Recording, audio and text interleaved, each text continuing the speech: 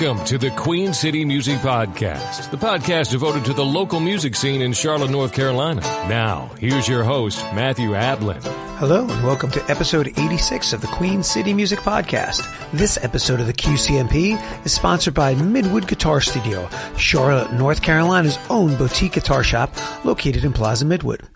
Midwood Guitar Studio not only has the finest selection of boutique guitars, but familiar names like Fender, Martin, Taylor, Two-Rock, and many others. Whether it's a guitar, bass, amp, effects pedal, or a much-needed accessory, the knowledgeable and friendly staff at Midwood Guitar Studio will help guide you in the right direction for your next purchase. And Midwood Guitar Studio also has a luthier on staff for all your repair needs. Visit their website at midwoodguitarstudio.com or stop in to see their unique shop at 1517 Central Avenue, Charlotte, North Carolina. By the way, if you have a business and would like to become a sponsor of the podcast, like our friends at Midwood Guitar Studio, drop me a line at qcmusicpodcast@gmail.com and I'll discuss all the information with you. Also, if you enjoy the podcast and want to find out more about me, stop by MatthewAblin.com. That's where you'll find links to my events calendar, performance groups, the latest podcast episodes, and a host of other information. This month on episode 86 of the QCMP, I'm speaking with vocalist Tara Taylor. Tara is a good friend and a talented singer who works with a number of cover groups in town, including the Delta Fire Duo, Sweet Tea, and Buffett and Beyond, just to name a few. Tara Taylor, welcome to the Queen City Music Podcast. Thank you. Thanks for having me. Oh, absolutely. My pleasure.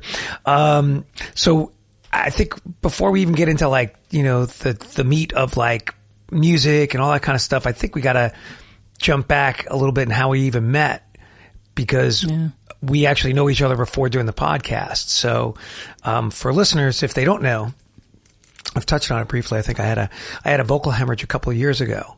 Back in 2023, and I freaking out because I had all these gigs lined up and I didn't know what I was going to do.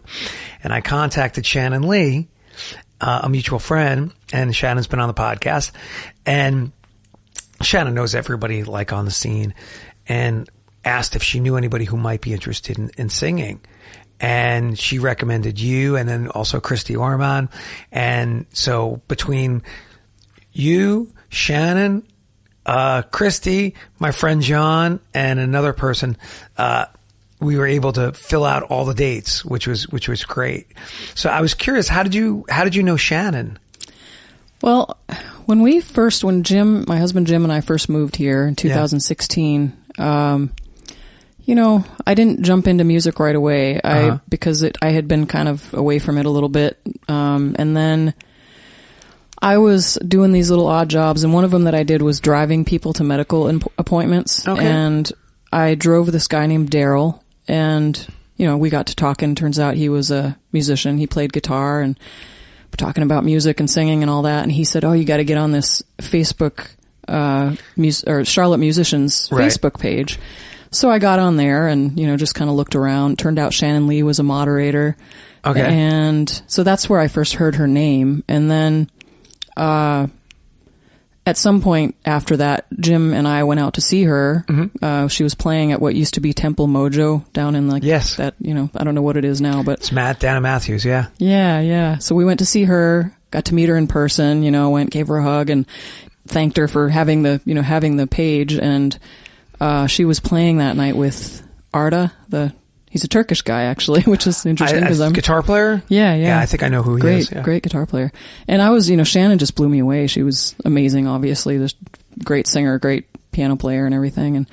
And so got to meet her, and that's where that started. So did she know that you were singing before? Did you sit in with her or do any numbers? No, and I think she may have even asked me if I wanted to. But I don't, I just met her and I wasn't, I was a little shy about it. Didn't do anything then. So we met her, talked to her a little bit, and then, from there just kind of followed her and kept meaning to, she does all the open mics and everything. Yeah. And, it wasn't until a lot later that we got out and actually went to some open mics and I still haven't even performed at any of her open mics. I've just gone and been there, Oh, and then I did see her again eventually. When I was in a band later on, we did part of that the fundraiser that she does. Okay. For St. Jude's. It was at Moochie's Tavern, and I did a few songs with a band there that night. And so, yeah, I've kind of just been seeing her here and there over the time. And she's in that trio, Late Night Kitchen. Mm-hmm. We get out and see them probably more than most people because we just really like them. So, yeah. That's awesome. So you mentioned earlier that you guys had moved here, Jim being your husband. So when did you guys get here? Why did you move to Charlotte? Because obviously you're not from Charlotte. Right. Saying that you moved here. So where are you from? I'm from Upper Michigan. So way up in almost Canada. So Upper Michigan, I've been away from there for quite a while. Mm-hmm. Moved away from there, went to Turkey actually for a while, my dad's home country. Came back to the States, moved around quite a bit, partly for, just starting college and things like that. Mm-hmm. And then my ex-husband was in the military. We spent some time in the South. And then I eventually ended up in California, the San Francisco Bay Area. I was there for 12 years. Thought I would stay there forever, but met my husband Jim at some point during that, during that time. And we once I left, I used to be in the medical field, and once I left the medical field, it just got really expensive to live there, and it was crowded, and we thought we should probably just go somewhere else. And so 2016, I convinced him to, well, first of all, we just talked about moving here because my sister and her family were going to settle here. Okay. She's down in Clover with her husband and 2 kids. She had a connection in Charlotte. Yeah, we knew she was going to be coming here, so we decided to come here too, and just be around my niece and nephew, get to see them grow up. And I convinced Jim to was trying to find ways to get us out here. We spent we packed up our dog and cat, traveled across the country, and spent 2 months in Florida taking care of 3 horses while the owners were away because my parents were in the same area. And then while we were there, Jim got an interview and came up here and got a job. So we had something up here. Right.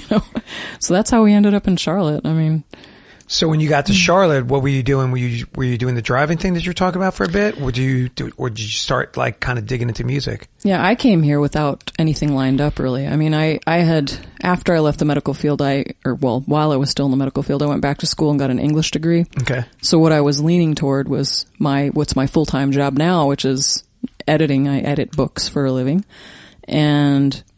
But it was tough to break into, at first. So I was doing odd jobs. The one with the driving, I was driving people to medical appointments. Right. Didn't until I got on that Facebook page, I didn't really meet anybody. But once I did get on the Charlotte Musicians Facebook page, I met one guy and did a little bit with him, kind of decided not to really do much with him. Right. Met Terry Payne, who he was looking for somebody to do duo stuff with. And what was so great about him and with our thing was we both just didn't really take it very seriously. We didn't take ourselves too seriously. We wanted to do well, but we rehearsed a little bit, and then we played, and we got along really well, and we played a bunch of shows, and we were a duo called Sweet Tea for 7 years together. Right. So that was the first thing. And then at some point I met, also on that same Facebook page, I met Kevin Scruggs and joined the Distillery Cats. Okay. And I was in that band for about 2 years. And what was really cool about that at first was that they had 2 female singers, and one of them, Donnie, she's from Germany, and she was going to be moving back to Germany, so they wanted to replace that female singer. And then there was Catherine, so Danny and Catherine, 2 female singers, but there was overlap. So before Donnie left, we did some shows with all 3 of us as singers, and we were harmonizing with each other, and it was so much fun. It was great. And then, I got to do some shows with Catherine and some shows with just Donnie, and then she left. And then, Catherine kind of faded out, and then it was me mainly for a while. Gotcha. And then Beth joined us. Beth, I think she calls herself Felice actually, but she joined us. So there was 2 female singers again, which is great, because you can do a lot of fun stuff with that. And then also Kevin would sing, the guitar player would sing. But I eventually kind of left that band, and now Beth is the main singer, so they're still going, and I still join them sometimes for shows, for private shows or whatever, and yeah. That's pretty cool. Let's backtrack. Go back. When did you start singing? When did you get involved with music? That's, I call it a slow burn. Okay. Because I think, I mean, where do I go? It's funny. I took a bunch of notes, but I'm not even looking at them, which I probably don't really need to. But, did you sing in high school or elementary or middle school or anything? So I didn't. I was a super shy kid, and I liked singing, but it wasn't, I wasn't confident enough really to sing. I would, I sang in elementary school, we'd do the Christmas pageants and things like that as a group, and I liked singing, and I would sing at home with my mom, just around the house or whatever. And, I did, I think it was second grade, shy as I was surprised I even volunteered to do this, but our music teacher, that we'd go to the music class once a week, and that'd be me. Yeah. Yeah, like you. His name was Mr. Petto, and he was a little more eccentric than you.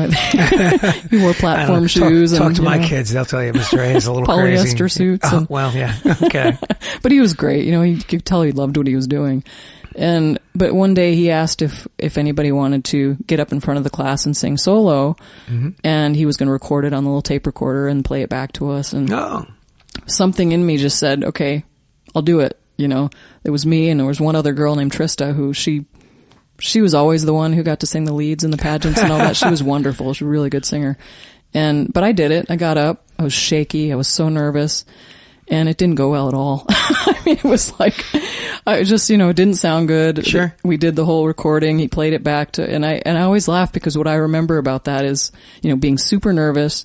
And when he played back Trista's recording, the class clapped for her. He played back mine and nobody clapped. It was such a terrible, it was the worst thing that could, it didn't go well. So, that's my first little experience with singing in front of people. That's got to be tough. I mean, I do it with my kids at school. I've got guitar, and we all know these songs that we've worked on, and then they'll come up. Let's say my kindergartners, and they always want to come up and sing. So they're in competition with one another. All right, well, I'll do the song, I'll play guitar, and then they'll sing. And the next one's I want to go. Let's just say we do Twinkle Twinkle Little Star or something, which we don't, but it's one of the tunes. I'll mention, and they'll come up and they'll do it, and every one of them they just love coming up and doing it. I rarely do I have kids who are they just get into it and excited. That's great. So at a young age, and it's so good that you're there to encourage them, and I always tell the kids, I don't care if you make mistakes. I'm not worried about perfection. I just want you to kind of enjoy yourselves. Right, come in and do what you do and have fun. Yeah. Mistakes who cares? Everybody's going to make them. So when did you start to come into yourself? Well, yeah. So as your voice, it was really slow over the years. I mean, I always knew I loved singing, even though I was, too shy to really do it in front of people. I'm looking back, I always think of certain things I remember being at Bible camp, singing songs around the fire, the campfire, and loved that. But then there was a particular time at Bible camp where I think I was probably, 12 or 13 years old. And we're walking back from campfire and singing. So this other girl and I were singing. You remember, I don't know, I'd have to look and see when this actually was, because the song, you remember Extremes. More Than Words? More Than Words. There you go. So she and I were singing that, walking back to the dorms and harmonizing. And seriously? It was just so much fun. And it was just, we just did it. And all of our friends were like, wow, that sounds so good. We're singing it. And then we started singing in the dorm room. We were singing The Rose by Bette Midler, harmonizing on that, Did you even know you were harmonizing? Yeah. I mean, because I was, I would listen to the song. I knew kind of the parts. I used to, for not being a singer, I was pretty obsessed with music and songs. And, I would, as a kid, listen to a lot of songs. And then I think I was 8 years old when I realized one day that I knew all the words to one song. Right. REO Speedwagon's, Can't Fight This Feeling. Yeah. Great song. I knew all the words except for like one line that I thought was, instead of being bring this ship into the shore, I thought it was shipment. But, you know, other than that, I knew all the words, and I was so excited to realize that. Yeah. Yeah. So well, I with rock lyrics, you never know what it's going to say. Right. Sometimes you're like, what is that? Yeah. When you find out what it actually is, you're very surprised. And as an 8-year-old, you don't really realize that shipment doesn't make sense for the shipment to the shore. But yeah. So there, you know, I always liked music, and I would, you know, after that started like writing down lyrics, like pausing, you know, having a tape and playing part of it and writing down the lyrics and then playing more and writing so I could memorize them. And it was pretty easy for me to memorize lyrics. And so I was always a little obsessed with the music and listen to my mom's records, and, you know, she had Air Supply. And so did you ever take any vocal lessons or anything like that? Not then. No. I mean, as a kid, no. I mean, I think I was just too shy to think I could be in chorus class or anything like that. Interesting. I just knew chorus was like, I didn't know if you had to audition or anything. I never even tried out. I was way too cool to try it out. And I didn't even start singing. It's almost a running joke for myself. I didn't even start singing until I was like in my 30s, and I knew I was going to get a job, you know, as a music teacher. I'm like, I better start learning how to sing because I don't know how to do this. Well, because you grow up in a certain way, you might think you're shy, but the other thing is, for me, it's like you listen to your heroes and you realize how good they are, and you think, well, I'm not Robert Plant. I can't hit those high notes. I can't sing. If I can't do X, Y, and Z like my heroes, that means I can't sing. And you don't realize, or at least to me, I didn't realize that like I could have a certain type of voice, and it doesn't need to necessarily, you know, be what everybody else does that I admire. Right. You know, you just do your own thing. Yeah, that's a good point. I mean, it's something that I've realized and even struggled with over the years, you know, wanting to sound like a certain person, and realizing that that's really not my voice, and, you know, kind of being bummed about it, but then, just kind of realizing that, you know, we all have our own strengths. And your voice is pretty good, Tara. Well, I was just to say, it's pretty fantastic. And to come along with harmonies, it's, I know, man, how awesome you are at harmony. Similar to my friend John, it's something I have not put the time into learning how to do. Well, I do certain songs I can harmonize on because I've already got it ingrained in my head after a million miles. But the way you do it, or the way John does it, you just pick it up like that. And it's like, oh yeah, okay, I got it. And, you know, I'm like, what? Yeah. Like, here I am, this trained musician. I can't do this. and I beat myself up. It's like many musicians do. We beat ourselves up over the stupidest things. Like, yeah, you could probably do it if you worked on it, but you don't put enough time into working on it. So how could you can't really complain. You know, you think you should be able to pick everything up naturally, which is not really true. Yeah. Well, and when you have, like you said, that you know, there are certain songs that you know the harmony, and you do them and you sound great on them. But yeah, I do think some people it does come naturally, and for me it has. And, you know, like, you know, singing at Bible camp like that, it just singing along with the radio. My mom and I both do this. We'll listen to a song and automatically just kind of sing the harmony part, whether it's there or not. Like, just, you know, it's just fun for us to do that. And so there's a natural thing. And I honestly don't know. I'm sure people can learn it. Like, if you can actually learn harmony parts of songs like you do, people can learn harmony, but I'm not sure how. I guess I'll never really know if it's something that, you know, if I didn't have it in me, would I be able to learn it, you know? Or how hard would that be? Do you just kind of have to be able to have the ear to pick it up? I don't know. I think some people just do have a really natural gifted ear for stuff. And then other people, know how it's supposed to work. Do you know what I mean? Yeah. Like, you might just naturally, you listen to so much music that you just naturally pick up that note that you should sing above somebody else. Yeah. The only way I can explain it is, oh my goodness, how would I say it? Sorry, I'm like pausing, but I have this idea in my head.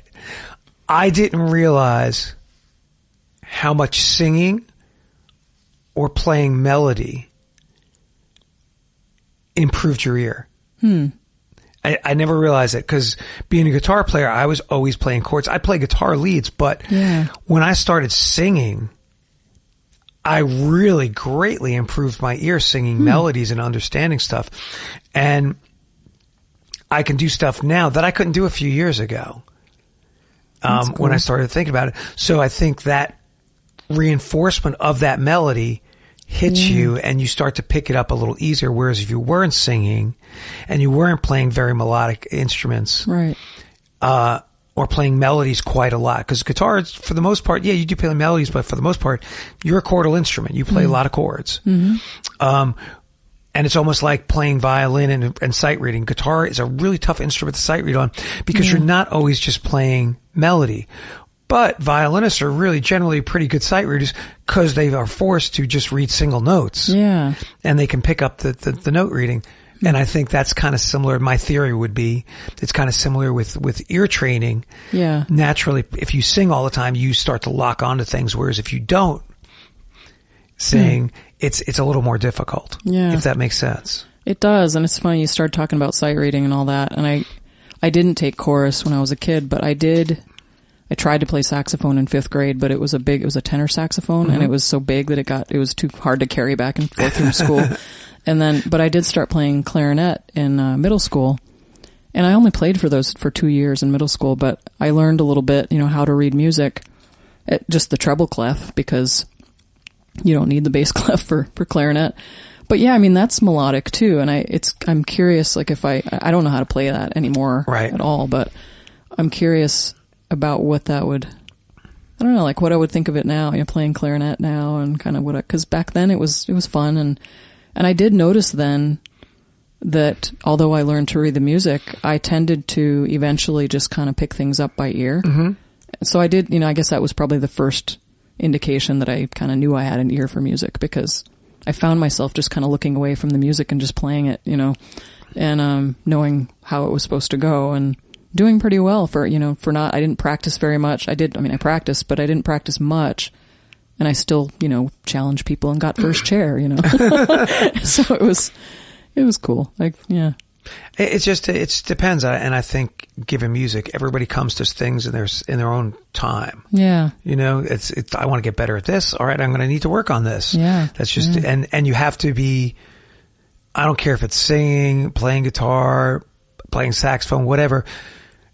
There's a humbling period where you are going to do it and you're not as good with that particular thing as you were with whatever at something else, If I play guitar and I'm really good at guitar, I can't expect that I'm going to go pick up the piano right away and have that same amount of proficiency or pick it up as quickly. Right. Some people might. That's just not me. Yeah. I know everything for me there's a slow digging process for me in everything. And that can be frustrating. Yeah. I learned how to play guitar, how to, strum chords, but, it's what's frustrating for me now. I mean, that was, I can play enough chords to kind of just, you've heard me play. I can play a little bit, the basic chords, but it's frustrating now to be at the same level that I was when I learned and then just got to this plateau. And I want to be good overnight, like, I don't want to have to practice so much and to get past the plateau that, so I've even just kind of put it down. I don't really play guitar anymore lately, and I will, I'll pick it up and I'll start playing again. But, it's tough to want to be better, quicker at something. Music in a sense is almost like sports. It's just very humbling. Yeah. Because if you don't realize it, there's always probably pretty much somebody better than you. Yeah. And when you try to pick up a new skill, it's going to kick your butt. Right. I mean, it is. Yeah. And I don't know too many musicians that would just like, I'm just great at everything I do right away. It's like, God bless you if you are, because Lord knows I'm not. I got to work at it. Every little thing I feel like I've like, people see that. I always tell my students at school, they're like, oh, Mr. A, you're such a good guitar player. I'm like, you didn't see the, Mr. A practicing and not being able to do stuff for years, you know? Right. The Mr. A who couldn't sing on pitch or this, that. You see all this now. You don't see all the work. Yeah. It's that old, that picture of the iceberg. you only see this much on top of the water. Right. You don't see the mountain of it below the water, right? Yeah. So, but that's good. So I was going to ask you about the guitar playing and that you kept up and you've just kind of been putting it to the side. Yeah. I was, I learned, I got frustrated that I didn't play an instrument because I always thought with a musical ear, I'm like, I really need to learn how to play, something, and I wanted to play guitar. Kind of tried it a few times, didn't get very far. I finally decided, and I guess it was 2016 before we moved here, I decided to really commit. So I bought a Taylor GS Mini. This was after I, married Jim Taylor. So of course I had to get a Taylor. Went to Griffin Music in the San Francisco Bay Area where my friend Eric worked, dear friend Eric. He was working there and he said, this is a really good guitar for you. If you think you can afford it, you should get this one, and he sold it to me and he set it up for me, and he put lighter strings on it. So it was a little easier for me to get to play at first. And he taught me the caged chords, just the basic chords that I'd need. Yeah. And, sat with me a couple times. He would teach guitar too. So, and I just committed to practicing every day and did it for something like over 1,000 days. I think I was practicing every day, even if it was just for 10 minutes a day. And that's how I learned to play guitar. And I feel like that's kind of what you need to do. It's consistency. Yeah. You got to be consistent. And so, I'm proud of that, but I did get to a point where I wanted to be better and play what I'm hearing instead of just only, because I can only strum those chords. I can, you can use a capo and, whatever. Yeah.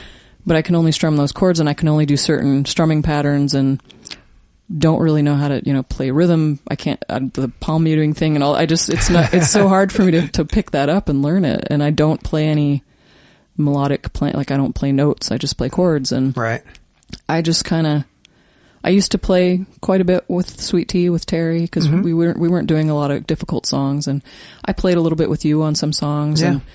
And I played a little bit with my current duo partner now too, and I eventually got an electric guitar too, my Dan Electro.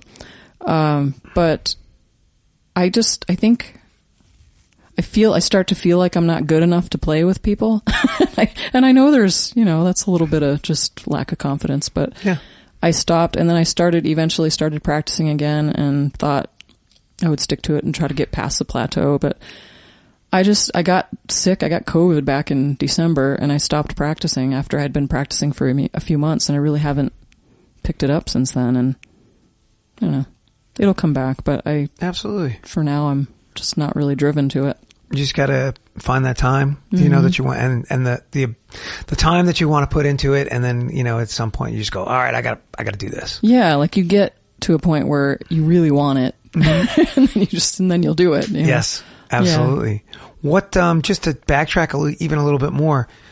So we talked about some of the music stuff, a little bit of the music stuff you've done here in Charlotte, but were you doing any in California when you were there? Were you playing with any groups? So we'll go back to the slow burn of my singing career. I think I left off with, just singing a little bit, like with my friends when we were at Bible camp, whatever. Yeah. At some point, so I lived in Georgia for a while with my ex-husband, and he was in the military, and a guy that he worked with at the base there was a guitar player, and his wife was a singer, and they had a band called One Sick Puppy. Okay.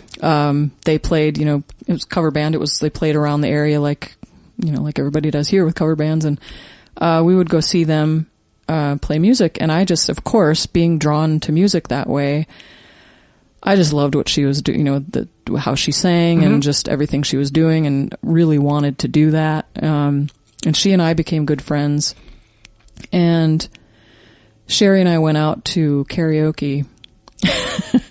And I harmonized with her on the Eurythmics, Sweet Dreams. Okay. So that was my first time at karaoke, and that was fun, and of course, my harmonies, I just, picked up the harmony, sang with her. It was great. It was such a good time. And then at another point, she and I went to karaoke again somewhere, and I tried singing, Janis Joplin's, Me and Bobby McGee. kind of like my second grade experience. It didn't go well. Why is that? It wasn't horrible, but I mean, I had the song in my head a certain way, and I was looking at the screen for the lyrics, and it was different than what I knew because it was like a different version or whatever. Gotcha. And I got so lost that I didn't know where to pick back up, and I didn't know what to do, so I just kind of walked off stage. I didn't even finish the song. That's funny. So that was, like my first solo karaoke thing. And then, but I still, that was humbling, but some more time went by, and I lived in South Carolina after that, and I was in Charleston, and some friends liked to go do karaoke. Right. Went out with them, did karaoke a couple times, got a little more confident every time, decided to try new songs, and it went a lot better than, I actually finished the songs and sang them. But that's where it started really, like, was karaoke. I sang, I had a good time. I started to really look forward to going. And, did you feel like you were coming out of your shell? Yeah, slowly. Which is kind of interesting because most people I know who do some singing, have done it in high school choir or middle school choir. And it's kind of been a thing that they kind of, in a sense, I don't want to say always done, but they had experience performing in groups and things like that. And I think it's really curious to me. It's like, that's not something you did at those points, but it's almost like you stepped into it when you could do it by yourself. Yeah. With the karaoke, with tons of people watching. Maybe it was, liquor. I don't know, being a bar where this is just what we do because we're here, and everybody's having a drink and just enjoying themselves and relaxed. I think I probably did usually have a couple drinks and, really loosen up a little. But, I really liked it, having liked singing my whole life. And then, before California, I was in Philadelphia for a little while, and I always kind of forget about this. I always think my first time singing with a band was actually in California, but I go back to living in Philadelphia for a while. A friend and I went out to a bar in New Jersey, just, over the little border, and there was a duo singing, like playing and, just playing stuff like we usually do. Sure. And my friend who knew that I liked karaoke, she said, you should totally just like get up there and sing something with them. And I'm thinking, no. But she pushed me to do it. And I asked them if they knew Landslide, cause I knew all the words, and they were like, sure. Yeah. They didn't know me, but they let me sing Landslide. So that was actually the first time I sang with musicians, was that one song, and I loved it. It was fun. Wow. And then I didn't really, I moved to California, and that was, all this moving was usually with, like, after I got divorced, I moved with my job because I could do temp work as a radiology tech. I was doing that career field for 15 years. But after the short stint in Philadelphia, I went to California, worked at Stanford Children's Hospital there. And while I was there, one of the first things I did was, look for places to do karaoke because I just really liked doing it. And I would find karaoke places and just go by myself because I couldn't always get friends to go when I wanted to go. So, that was actually backtracking. I did karaoke in Philadelphia a little bit too, but anyway, California, I would go to these little bars, do karaoke, try to get more confident. And then again, it was a friend who we went out to see a friend of mine from work took us to see a friend's band a couple times, and we really liked them. They were called Gravy Boat. They were just such a great band, and they were together for like 20 years, eventually. But when we went to see them, my friend that I worked with, she said to those guys, she's like, she sings karaoke and she's really good. You should let her sing. Again, it was like I wasn't even really pushing. She sings karaoke. That's always like the band's I don't know, like, what does that mean? Right, yeah, I bet she does, But they let me get up. I was kind of becoming friends with them at the time, and they let me get up and do a song. I did Pat Benatar's "Hit Me With Your Best Shot." Yeah. Again, because I knew all the words, and it went really well. They loved it. They said, "What else can you do?" So I was like, "Okay, well, that's a good sign." And I sang Alanis Morissette's "You Ought to Know" after that because I knew that really well too.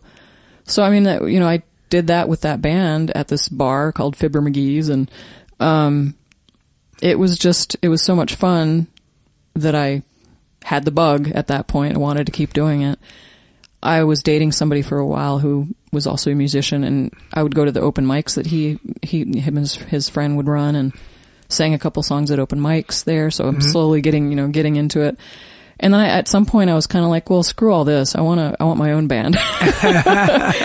So I went on Craigslist and I answered an ad for somebody who wanted a singer. They were putting together a band and they wanted a lead singer, and they weren't really asking for female specifically, but I think they kind of wanted to do a lot of Dave Matthews and Black Crowes. Like these guys actually kind of wanted to do a Dave Matthews Black Crowes sort of tribute was there originally. But I asked, I reached out to them and I'm like, hey, you're doing this band thing and you want a singer. And I said, I don't really have any experience. I've never been in a band, but I've been, singing at open mics and I did, just told them the truth. Yeah. But I said, I'd love to come and, audition and see. And they said, sure. So I went to San Francisco and, auditioned with them. And I remember I think I probably sang Hit Me With Your Best Shot again because it was an easy one for me to sing. Sang a few other songs that were on their list. And they looked at each other. It was a bass player and the guitar player. They looked at each other and they're like, we like it, and I said, well, if you don't mind, somebody who's green that has never done this before, then let's do it. So we started a band and got a keyboard player, eventually got a drummer, started, just rehearsing in a rented space in San Francisco, and we called ourselves Dirty Blonde. Okay. And we did a lot of interesting stuff. It was a little edgier. Like we couldn't have really marketed ourselves as a wedding band or anything because we'd do Led Zeppelin and we would do like Garbage, like I'm trying to think of other things. Courtney Love, we did, her but a lot of other songs, Susan Tedeschi and I don't know. Were you guys gigging out a lot? We started to, yeah. We started to play at some bars and, I can't even, it's funny, I think about it now and I can't even remember exactly how often we played or even what we got paid. I forget because I was having so much fun with it. And I'm just curious as to the feeling of stepping out in front, because when I started singing, I have the luxury of hiding behind a guitar. Mm-hmm. I mean, I'm singing, I'm there, but I had my guitar, to hide. And even when I started doing it, I hid behind a guitar, and I also had, when I started singing, I should say, not playing guitar, but when I started singing, and I was playing guitar, and didn't really start singing until I even moved to Charlotte. So I was playing mostly with my friend John. Yeah. And so I always had somebody else to rely on with singing, because he would sing and I would sing and he'd be harmonizing with me.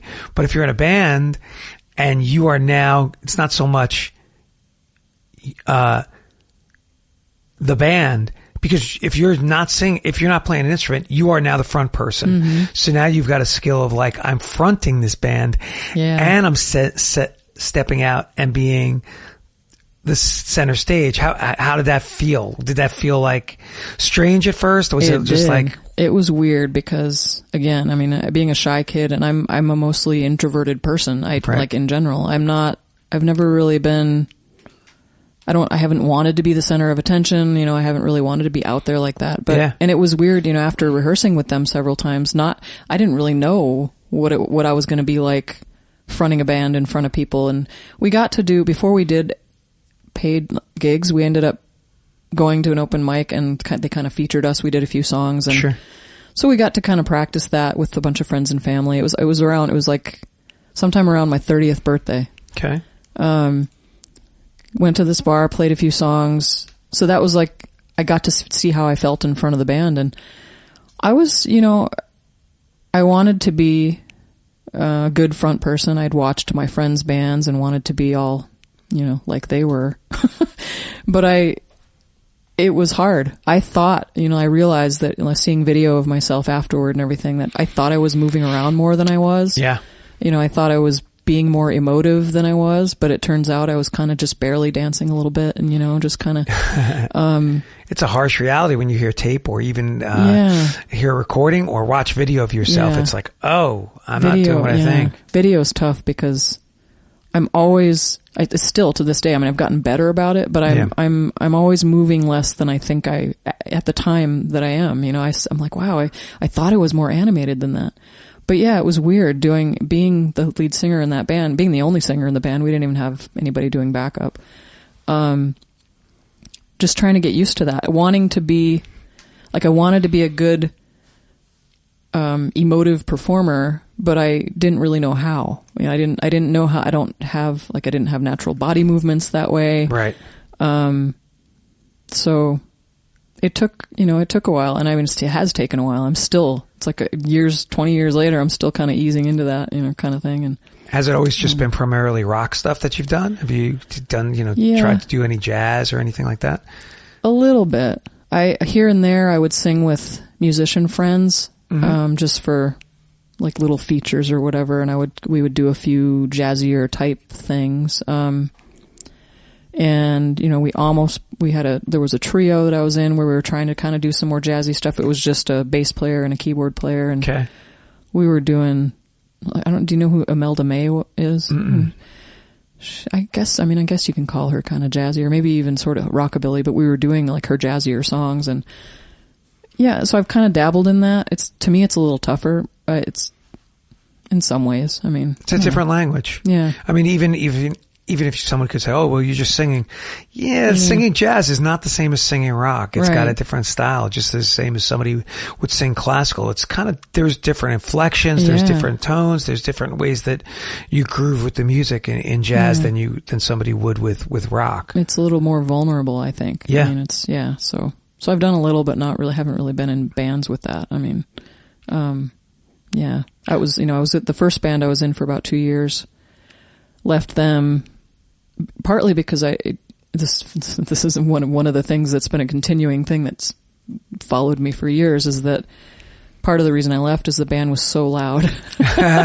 And I got so tired of not really being able to hear myself, and just, I didn't even know, like when we started in that band, I didn't know about floor wedge monitors. We didn't have monitors. When the drummer joined us, I couldn't hear myself at all. And so I got in-ear monitors, used them, didn't really like them because we didn't have a sound person. I was running the sound myself, and I, had a PA that I learned, took a class and learned how to use it. And, so yeah, I left that. That was the main reason. I was like, I just don't want to be in a super loud band anymore. Wow. And I mean, it kind of had run its course too. We weren't really sure what to do with ourselves because we were only just playing bars and whatever. That's a blessing in a sense, because I tell you what, I have so many friends who have some degree of hearing loss. And I can't be sure, everybody's situation, but them being musicians, I think it's from playing in bands and playing loud rock for years, guitar players with loud amps and drummers pounding in your ear. And in a sense, as much as I would get, I don't know, it's always something I think, I should have been playing in bands more when I was younger. Like I started in one, I was in a band for a while when I was in New York on Long Island, but it kind of fell apart because I went to school to study classical. Yeah. So when I started studying classical, kind of everything started really going to the wayside, and it was like, this is kind of where my focus is. So my ear, I never really had to play super loud and be around loud music unless I was blasting it myself. Yeah. And then even coming to Charlotte, when I started in a band playing, I think we only did it for like 6 months, maybe. I can't even remember how long it was, until me and John, we were in the first band together, until we decided just to do the acoustic thing. And then still it went softer, because there was nobody pounding drums. Right. So it was like, wow, okay. And not loud amps. It was like just acoustic based, which makes me so happy. Like, getting older and not having any hearing loss. I'm like, as a musician, when I know so many people who have some degree of it, it's a blessing, Well, and when you talked about it being in a band, before you started the classical stuff. Yeah. And your taste in music is like heavier, right? I mean, you like... I like everything. You like Black Sabbath. I mean, oh, yeah. Well, old Black Sabbath's not really that heavy, as heavy as people would think it is. Okay. If you listen to Led Zeppelin, it's about as heavy as Led Zeppelin's songs. But still, it's, it's louder. But yeah, I'll listen to thrash and things like that. I have just a wide palette of stuff I'll listen to, and nothing is like one. But if I have to pick one, it's kind of based on blues rock kind of genre, which early Black Sabbath, I would say kind of falls into, because they still have that blues rock kind of influence on them, as all those bands back then did. I should probably listen to some of that just to get a sense of what, because I don't know. I'm not really familiar with them much at all. You discover some of the greats. Yeah. I mean, I didn't pay attention to Led Zeppelin until later in my life when I learned about good music. I mean, I grew up with top 40, everything on the radio in the 80s, and I loved all that, but I mean, I didn't know anything about really good music. I mean, I have an older brother who got introduced to stuff by our neighbor's older brother. Oh yeah. Who was a drummer on the Long Island scene when we were kids. And my brother would come home and he'd be like, "Oh, I've got this album. Oh, you got to listen to Rush. You got to do." Yeah. And I'm like, "Okay. Oh, this is the greatest. You got to." And I'm like, "All right." And I think he was so enthralled because the other guy was so enthralled and turned to, "Oh, you need to listen to this. Yeah. You guys need to check this out." So I think that's the beautiful thing about the music. There's so much to kind of get into. Yeah. If you have an open mind. Some people are like, "I only listen to this." Oh yeah. And I I feel sad for them. Yeah.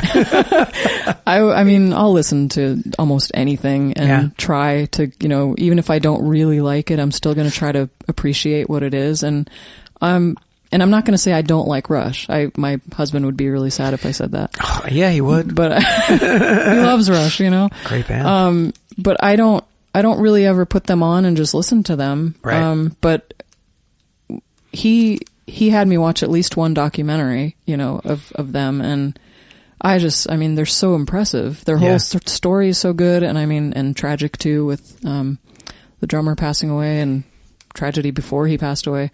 But, I just love who they were and what they did, what they stood for. And I do like, some of their music. I got to see them in concert one time in California. And then we went to see, shortly after you guys went to see that Rush tribute. Yeah. Jim and you and Mike went. I surprised him with that thing with Geddy Lee, where he was in town for the Holocaust Remembrance Day at Queen's University. Yeah, we went to hear him speak and read from his book, and it was such a moving thing, knowing his background, knowing, and he just seems like such a good guy, and then the fact that it was, he was reading from his book, and I'm a writer and an editor, and it was just wonderful. I mean, we were both moved to tears just listening to him and laughing at what he was saying, and it was great. So, yeah, I mean, all that to say that I can appreciate music whether I even, whether I like it or not. It's, yeah. Yeah, I mean, there's some bands, like you talk about listening to Rush and watching the documentary. I had a similar experience with the Foo Fighters. Saw the documentary, loved the documentary, went out and bought a couple albums, and it didn't do much for me. Yeah. Like, there's a couple of songs I'm like, those are really good songs. I kind of vibe with this. But overall, they're one of those bands that I could, pick and choose the songs, and that's it. Not that I love. And that's, everybody. You find something, you like it, and you're like, okay, I could take it or leave it. It's not something I've got to live with. I feel similar about them too. I think they're great, and they have a great story too. But I only like a couple of their songs. I mean, it's good stuff, but they definitely have something, because they've got a lot of people go see them. Yeah. They're not coming to see me, so. Right. So how much, just out of curiosity, before you moved to Charlotte, how much, besides the band that you did in California, how much singing did you do a lot more after that in out west, or I did a little more. Yeah. After I left the first band, I joined another band. It kind of overlapped, and joined another band called the Jack Aces. They were that's a cool name. They were like a 6 or 7 piece. They had a male singer, and I joined as the female, co-lead singer. And they were, they had great musicians too, but it was a little more relaxed than the first one. Like, I feel like the first band spoiled me a little bit. I mean, other than being loud, they spoiled me a little bit in the sense that we would learn songs and we would show up to rehearsal ready to play the songs. And, we would run through them once or twice, and we were good to go, the second band, although they were good, we would show up and they would talk about, Big showing up ready to do the songs, but the musicians would, kind of just show up like, well, how do you play that again? What's the chords for that? I mean, so it was a little, different. Yeah. But still a fun band. And, we did, weddings and like auction dinner dances with them. Like we actually got better gigs, probably because we were doing, not as edgy. The songs weren't as edgy. We were doing a lot of the stuff that everybody plays. And, but I had a lot of fun with that. I mean, I didn't mind playing songs that everybody plays because I was new, Yeah. And we'd have a great time and get paid decent, for some of those bigger gigs. And I was with them again for about 2 years. And I don't even really remember why I left. Probably there seems to be a trend. I stay with bands for about 2 years and then I leave. But I was with them, had a good time. I think there was kind of a gap then where I wasn't really doing anything. And, my friend Eric that I've mentioned, the one who helped me buy the guitar and everything, he was actually in Gravy Boat, that band that I sang my first song with. Right. So, he and I became good friends, and when I met him back when he was in Gravy Boat, I wanted to do some duo stuff with him. I actually asked him about it back then, but it's funny, actually, he'll laugh when I say this, but the girlfriend that he had at the time wanted to sing with him. And he didn't really want to do a duo thing with her, but he felt like if he said yes to me to doing some duo with some other woman, she wouldn't be okay with it because she wanted to do it. And he was kind of, so that was that's what he told me back then anyway. Well, later he wasn't with that girl anymore. And, we talked again about doing, duo stuff, and he's like, yeah, we can look at that. And, he and I actually, we sang a little, played and sang a little bit. And then we had a drummer named Bob Branch join us. So Eric Frickman is who I'm talking about when I'm talking about Eric. And Bob Branch joined us, and we had a little trio, and we did, the trio was called Dogwood. And we went and played at the hospital I worked at, had this music series in the atrium, like at Stanford Hospital. At noon, we would go down there and just play in the atrium for people. And it was wonderful. I mean, people came, brought their IV poles down from their room, and they would come, and other people would come and sit and listen to us. And we only did a few gigs with that little group. It was because it was right before I moved. I mean, it was before we left, California. So it was fun. I mean, I loved rehearsing with them, and I loved, playing a few gigs with them. And, Eric's one of my best friends still. I mean, he lives in Nashville now, moved from California. But, he actually, what was kind of cool is, after he and I hadn't played together for quite a long time, he had a 50th birthday party for his fiance in Nashville. And he's like, I'd love it if you could come, if you and Jim could make it out here for that. So we planned on it. And then when he knew I was coming there, we surprised his fiance, Carissa, with, I think we surprised her. Anyway, it was the plan. But she knew that we were coming, but I'm not sure I don't really remember if she knew if we were going to play music, but we actually played for the whole party. We set up, he and I played as a duo for the party and had a great time. Oh, wow. It was so cool to be able to join him for music again, and no rehearsal, just, get together and play. And yeah, it was great. So, and then you moved to Charlotte, and you started doing a little stuff with the Distillery Cats and that kind of thing. Yeah. Then we moved here, took a little while, but then I met Terry Payne, did the duo Sweet Tea thing, and the Distillery Cats, during and sort of after, well, I guess during that time, still doing things with Terry, because he and I were 7 years we played together. I did a gig with, like, during that time too. I had met Dave Hardman before I met Terry, he's like in the South Charlotte area.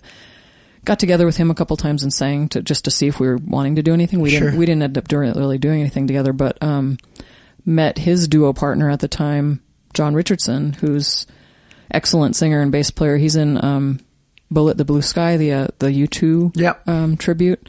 now, and he does something else too. Hounds of Sound. He's in Hounds of Sound. But he and Dave Hardman and Tommy Keys, actually. Tommy Keys. Everybody knows Tommy Keys. And Mike Malozzi was a drummer. We got together for a one-time gig to do an 80s show. Okay. Like good 80s music. And did that for John's wife's birthday back then. And, so that was just kind of like we got together and rehearsed a few times and we did the show. And, that was back before, I think it was before the Distillery Cats, but after I met Terry. And, what else? I think that was, yeah. I may have to look at notes now and find the rest of the stuff. What's going on in my life? I don't remember What it. am I going to forget? Yeah. But I was realizing as I was taking notes to come here that there were a lot of things I kind of had forgotten about that I had done, like that I've actually sung with a lot of people and that I still sing with a lot of people. Well, we talked about that before we started recording. It's like you in the moment you start thinking about stuff, and I've talked about podcast interviews that I've done where I start talking about something and I think I remember it one way, and then later on after the interview I'm like, oh, I shouldn't have said that because no, it was actually this order of the things that happen or that happen, and it just goes to show you how faulty the human memory can be with things. You think it's one thing, and then whatever, you come across some paperwork or something like that, and you're like, oh yeah, no, that's not the way that was at all. It was this, and this is the year that took place. I thought it took place in this year. So I'm curious. You've played with fuller groups and duos. What do you enjoy more? Is there a specific makeup? I like things about, both configure. I like bands and I like duos. I think for me, being the more introverted person that I am, part of the reason that it's better for me to be in a duo or a trio or whatever, something smaller, is it kind of fits my personality a little more. I don't have to be this big show. I've never been a big, show person that was just all huge personality out front. And with the smaller shows, especially when you've got people paying attention, watching you or whatever, you can connect with like one or two people and you can kind of, like you can look at them and you can talk to them between songs. And, for me, that's been a lot of fun because like we play at 202 North Main in Mooresville. It's one of my favorite places to play, and people come there to hear the music, to really just pay attention. And the acoustics are great. I mean, it just sounds wonderful in there. So I was just there Saturday with Matt Stratford. Everybody's paying attention.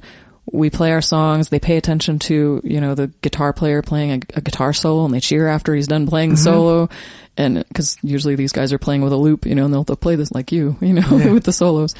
And then in between songs, I'll crack a really bad joke, or tell a joke poorly, and they still laugh and they still like it. And you can connect with people and engage with them. Yeah. That's one of my favorite things about the smaller configurations. It's hard when nobody's paying attention to your background music, but it's still, And going back to the noise, the volume, I shouldn't say noise, the volume thing in bands, I love being in a band because it's a lot of fun for a lot of reasons, and it's fun to be with more people. But I always struggle with volume.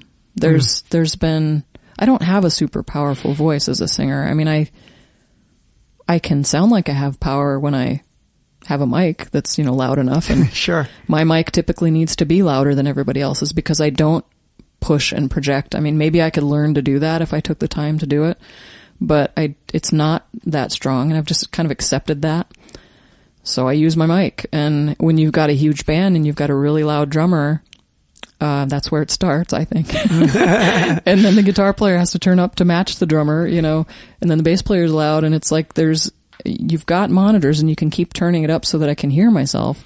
But the more volume you need in your mic, you're going to get feedback. Sure. And if I'm too close to the drums, which typically you are at a bar, I don't hear myself, and then it's frustrating. And I mean, you could do in-ear monitors, but when you don't really have somebody running sound other than somebody that's in the band, it's tough to set that kind of thing up every time. You don't have a lot of time to set it up. I mean, for bar bands, it's different for the whole thing where you actually have time. But so there are things I like about both. And although I think the smaller groups fit me a little better, I miss things about bands when I'm not playing in bands because I enjoy that too. Yeah, one of the reasons I was asking about what configuration you liked is everybody has different kinds of things that they like to do when they're doing with music. I have friends who I've spoken to, and they would much rather play with an electric live band because they feel that that's got more energy.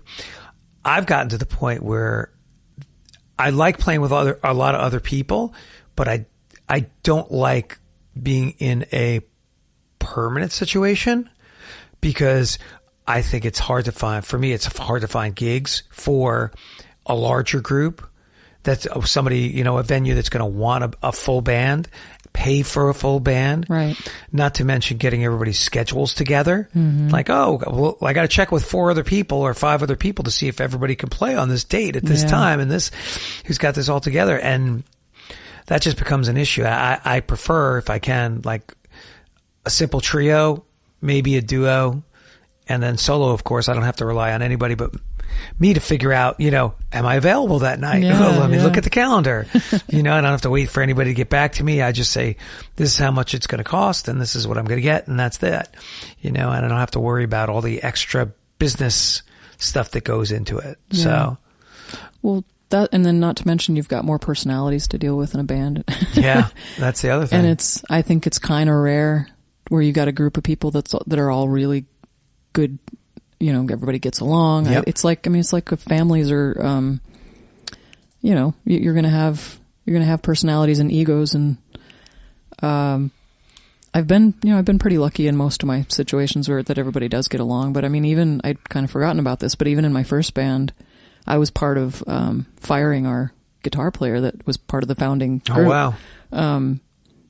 He was kind of getting a bad attitude about, whether we were going to do different songs, like we wanted to take it in this direction and do these songs. And he kind of just kept complaining and had this attitude about it. So we started talking about finding someone else because we wanted to still have fun, Yeah. So we let him go. And that's when I actually, bought the PA because it was his PA that we were using. So I bought my own PA and learned how to use it. Yeah, it's kind of funny, isn't it? The thing with the singers, like the band will come along and everybody's got their own equipment. And then the singer comes along and it's like, well, do you have a PA? You're the singer. You should have a PA because you've got to put your voice through something. I've got an amplifier because I'm a guitar player. Right.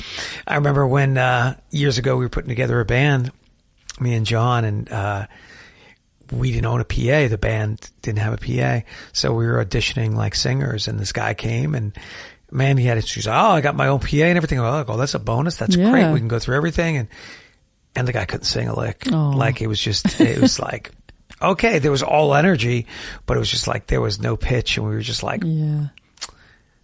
All right, we'll get back with you, Right. And it's just an interesting thing to put that kind of stuff together and keep personalities, yeah, and find that natural, that blend. Mm-hmm. I think when I play with people, I try to just be really laid back about stuff. Mm-hmm. And try to be accepting of what other people are going to do, and particularly musically, it's because you meet difficult people to play with, and you have to be able to navigate those personalities too, because it could go a long way. Yeah, and you have to ask yourself, just like dating and stuff. I mean, you get to a point where it's like, okay, well, how much of this? Maybe it's a little different with dating, but with a band, if you're enjoying the music you're playing. If you have difficulties with people, you got to decide whether the difficulty is worth staying and doing the good music and everything. And, right. What can you handle and what you can't handle? And, that's, it's just, I've learned a lot and grown a lot through that. Like I've learned about really, getting along with people and what to put up with and deciding whether, asking somebody to do something different, and then if they don't, and you can't handle them not doing something differently, then the only thing you can really do is walk away. And, I've learned a lot about myself in those kinds of situations for sure. But yeah, like you said, you want to be easygoing. You want to kind of, just try to be a good person and not be a jerk. Well, musicians can be very hard-headed. Yeah. Like, this is the way I do it, and this is the way I've always done it, and this is the way, and then you have those ideas which clash with other people who are egos, and people don't want to be told how to do their thing. And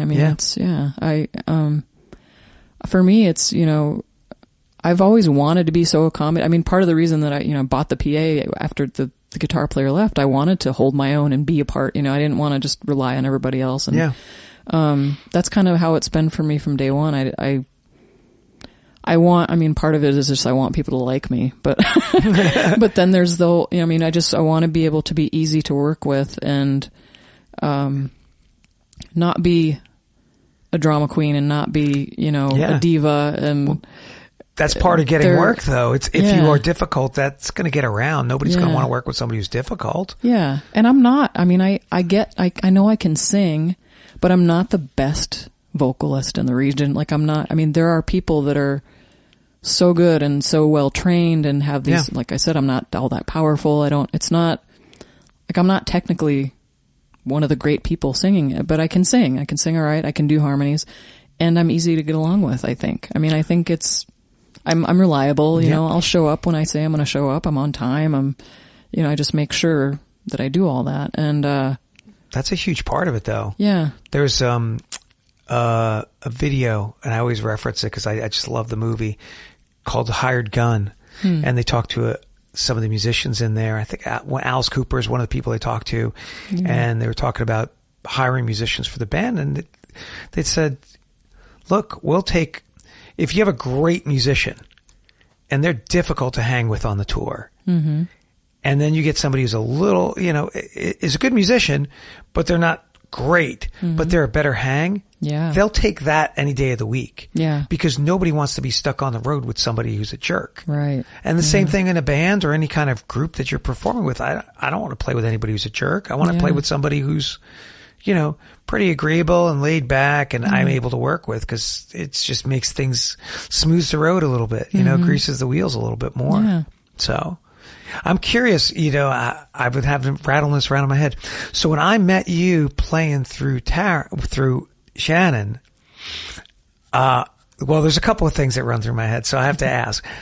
And, I feel like I'm grilling you post-interview, post-job, exit interview, as it were. So when we met, I think the first time I played is like you just showed up and you're like, let me see if I could do this, because you came and you were singing. I think I was singing with somebody else was singing with me at that time. And what were your thoughts? Were you like, I could kind of do this? I kind of vibe on the tunes? Yeah. The funny thing about where I was at then, I had quit the band.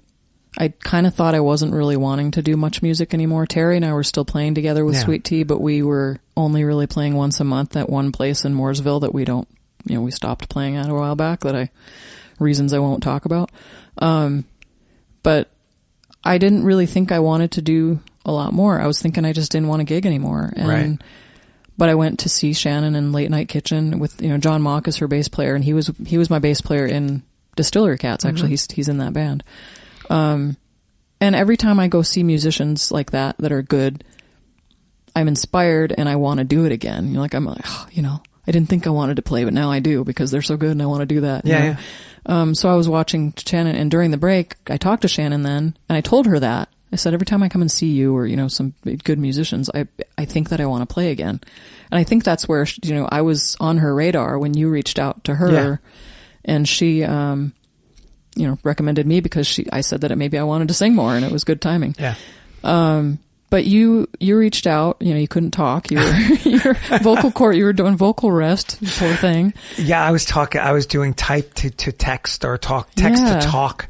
Like with people, it was like the weirdest thing. I'd have to type stuff into my phone and then, let it talk. And people are like, I remember you saying to me one time when we were rehearsing, you're like, I can't wait to hear you talk, to hear what your voice is actually like instead of this. Cause this is what I'm used to you hearing. Cause I'd imagine, it must have been strange for people, to come rehearse or just meet this person for the first time, and this is your impression of me. Yeah. You reached out on Facebook Messenger, and we shared a couple messages, and then I don't remember exactly how it unfolded, but we talked about getting together to rehearse, and I don't think we rehearsed yet. Yeah. But we planned to, and I knew you were playing at Lower Left Brewery, and shout out to them, great place. Go get that beer. Yeah. And you were with one of the women that was singing with you sometimes. And so Jim and I went and showed up and just to hear you. And Yeah. I had already seen videos of you. I knew you were good, you know. Thanks. I knew you could play and you could sing, you know. Well, I mean, you couldn't sing at the time, but I knew you could used play. to be able to sing. Right. Yeah. So, but we went to just kind of check it out and meet you, you know, and we got to sort of meet you. You couldn't talk to us, but, you know, you got to kind of come over and do your talk to text thing and miming, you know, whatever. But it was cool. We, you know, I got to hear her sing with you and see what songs she was doing. Yeah. And you had already shared a list with me anyway. But, you know, I did, you know, we got a sense of kind of who you were, and you seemed like you were nice enough. And then I can't remember if I came to your house first or you came to mine, but we did a few rehearsals before we played a show, and with you, you know, not being able to talk to me, it was really strange, but you know, kind of interesting too. You know, kind of trying to be creative and find the way to communicate. And then you know, we figured out all the keys, because all the songs that you were singing, typically, you and I figured out what keys worked for me, and put it all together, and then we did some shows. And I wasn't sure, you weren't sure at first either, like how many shows I was going to do with you, and whether, you know, you were going to have Shannon and Christy do some other show, which you did, but I think I ended up doing more of the shows. I think you did. I think you just started getting into playing, and we as much as I enjoy, Shannon only did one with me. I think just because given her schedule, and then Christy had a similar schedule, but I think also what wound up happening is I had met you first, and there was a period of time later before I wound up meeting Christy. I gotta get Christy on the podcast too. Yeah. And, I need to meet her. She's so great. I haven't even met her she's in person so awesome. yet. Her and her husband Mitch, they're great people. Yeah. Christy Ormond, shout out. Yeah. Stella Horizon. And anyway, I think it was a different period of time where there was a period of time before I had met Christy and started getting stuff together with Christy. I already got stuff together with you, and we were kind of vibing. And I was like, this is kind of working pretty good. And then I met Christy, and Christy already had her own thing going on, but she had open dates. And she was like, I could do this, this, and this. And I was like, okay. And I think I just wound up doing more with you because you wanted to do more. And then schedules with other people, they were filling in where they could to help me out. Yeah. And I never got to thank you, you know, just thank you enough for filling in. It was like, you know, pay for one musician that we're splitting two different ways. And I'm like, oh, that's just awful. You know, I don't like to do that, but it was like a dire emergency to get somebody to come in and fill in who sounded so amazing. Well, thank you. And, you know, whether through my, my rough storm of vocal nonsense, I'm happy to say I'm through. Yeah. For the most part. I'm glad that turned out well. Yeah. But yeah, I mean, you thank me, but the timing was right. And I thank you too, because for me, I was still playing with Terry, a little bit during that time. There was definitely overlap. But he and I think after 7 years, we're kind of just, we weren't sure how much we wanted to play anymore either together. Sure. I mean, it was still, we liked it, but we were at the same place most of the time. Sometimes we played other places and played parties and stuff, but for the most part, we weren't promoting ourselves or trying to find more gigs, and neither one of us really wanted to put the time into, promoting ourselves. And so it was time for a break. And eventually we got to where we weren't even playing anymore. But at that time that you reached out, like I said, I didn't think I wanted to do a lot of music, but then it was like, well, you were a new person that came along, and you know, a new musician, great musician. Thank you. And for me, it was a lot of fun, and it was kind of a cool, I never really minded that it wasn't, you know, full pay. Was it easy to come in and plug in? I'm just curious. I thought so. I think you made it pretty easy. You gave me, we shared our lists and kind of figured out where we overlapped with songs that we both knew. And, you were willing to adjust keys for me, because that's something I didn't. In my first band, the bass player didn't want to change a key to any song. So I thought that was my first band. I thought nobody would change keys to songs. So I'm like, that's what I learned, and baggage that I carried with me. Nobody's going to want to change the key of a song. But I mean, when you change the key of a song to what fits the vocalist, it sounds so much better. Yeah. So you were willing to do all that with me and figure out what worked best for me, and rehearse. I mean, I like situations where you don't have to rehearse a lot, because that's fun too, to just be able to show up and whatever. But to also make sure, especially starting out, that it's going to sound good. And sure.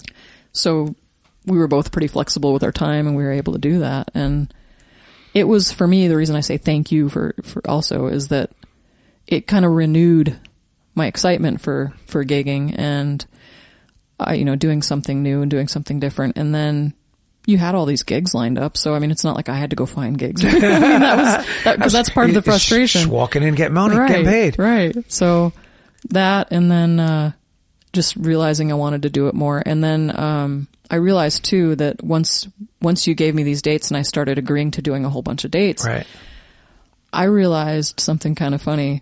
I was like, I hadn't really been working out. And I knew that I was going to need more stamina for these doing all these shows. Sure. I mean, it takes some physical, energy. So right around that time that you and I started, playing together, I went back to the gym for the first time in a while and started working out. And, not only because I was going to be gigging, but that was one of the reasons. Yeah. I actually remember telling myself I need some more stamina to do these gigs, because I remember being at a gig with the band one time where I was kind of climbing up and down on this little stage a few times to do setup and stuff. And after the gig, my legs were so sore. I'm like, I'm really out of shape. I need to get in better shape. And you can be a better singer when you're in better shape. I mean, like when you have stronger abdominal muscles and everything. So I started working out then, and that's been more than 2 years ago now that you and I met. And slowly over the 2 years, I kept working out, lost like 20 pounds. Wow. Which is a lot for me because I'm a small, it's like a good percentage of my body weight. And I've stuck to that and kept in shape. I mean, so it's like you kind of helped me. You helped push me to go there. And, and then you talked about going to the gym too. So, when I hear other people talk about working out, it makes me kind of want to do that too. So, it just like it rejuvenated the music thing and kind of just, gave me, just some, purpose. Well, that's good. In a certain way, I kind of thought, I didn't know if you were, I'm not in your head, so I don't know, how you interpreted everything and how it felt. So I'm glad to hear that, it was just kind of like fitting right in.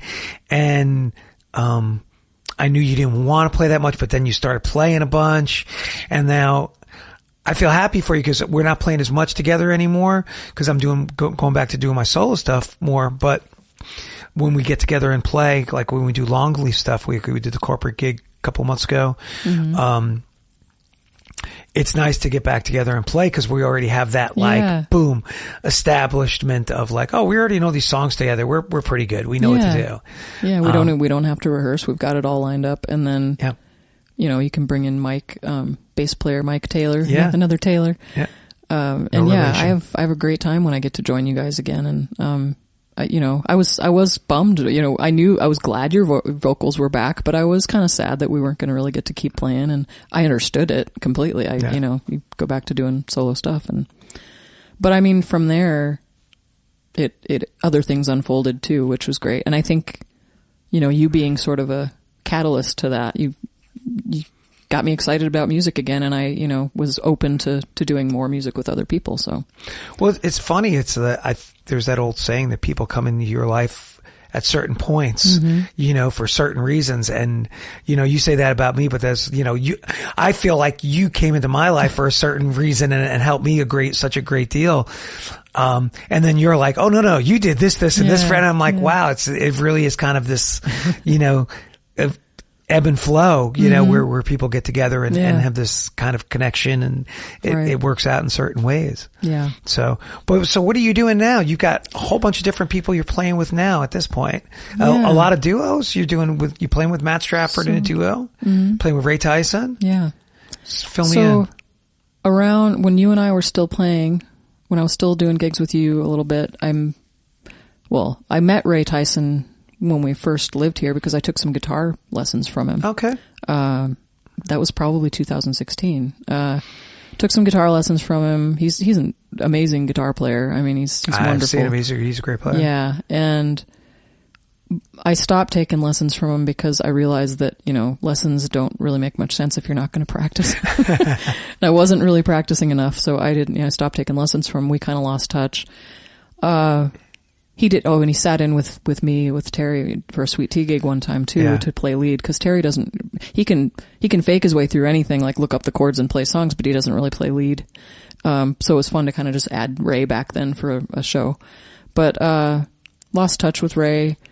Went out to see him play with his duo partner Sarah, who is Delta Fire Duo as well. I haven't mentioned Delta Fire Duo yet, but I'm getting there. Ray reached out to me. I think it was after we went to see him and Sarah. I knew he was going to be playing in Denver, which is, not far from us, and Royal Bliss Brewing, which is a cool place too. Saw them, talked to him a little bit, talked to his wife, Janice, and he reached out after that. He always likes to tell this story too when we're talking in between songs, because it's funny. He reached out via Messenger and said, I always kind of thought I wanted to do some music with you. Would you be interested in, maybe doing something, playing duo stuff? Because him and Sarah were doing duo things, but she lives in Hickory. She's not as available. She's also in a big band, which I want to mention something about them in a minute. But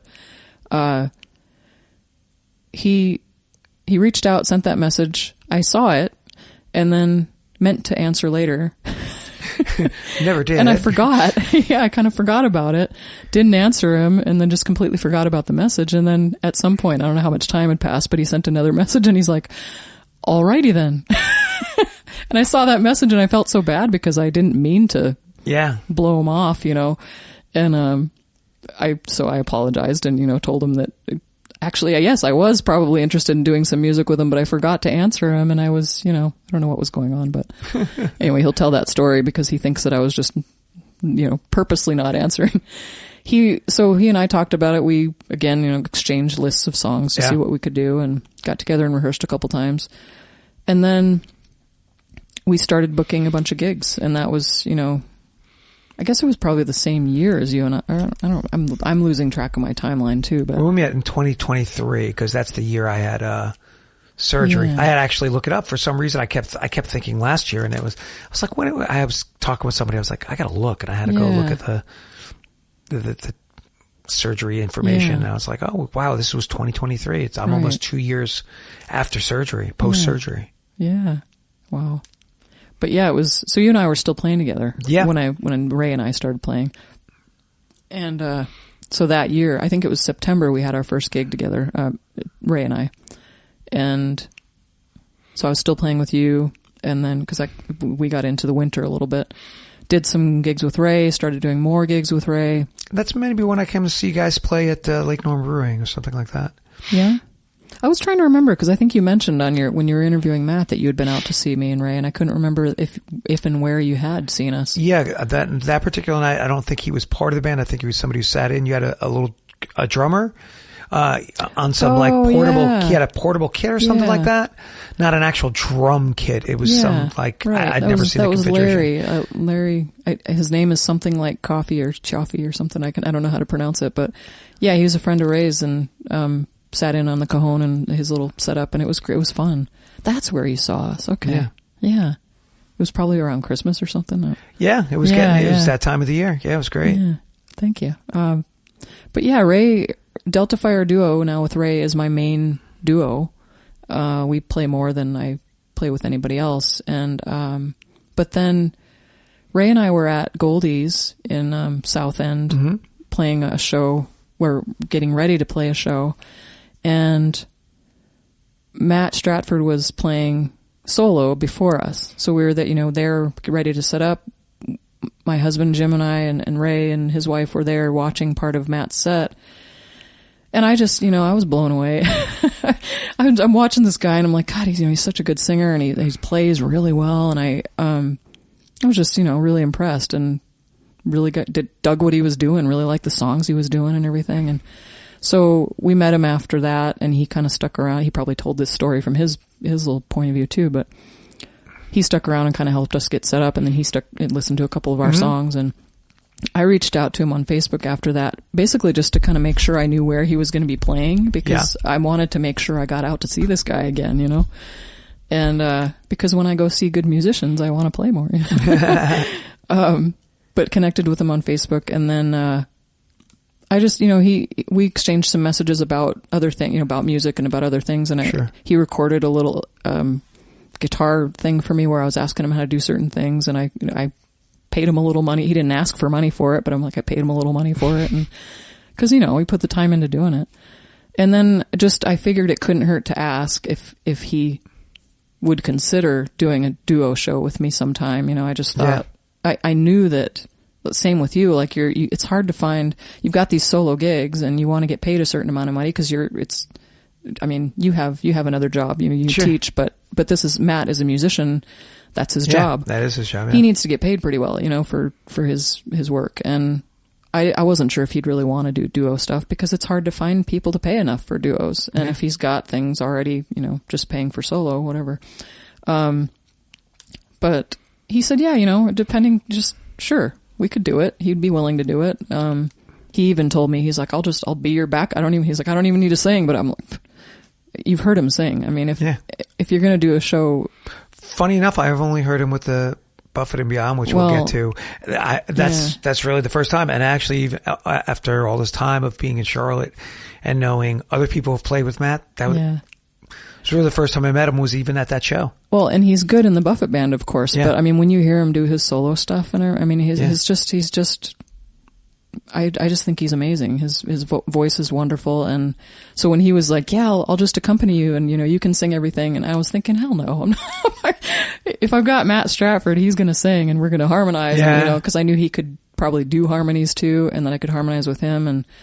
And, we talked about doing a show. I think we were actually going to do a show and not even really rehearse, because we just figured we would show, because he could sing and I could sing, he could sing some stuff and I could sing some stuff, and we would just try to fill in, do harmonies wherever we could.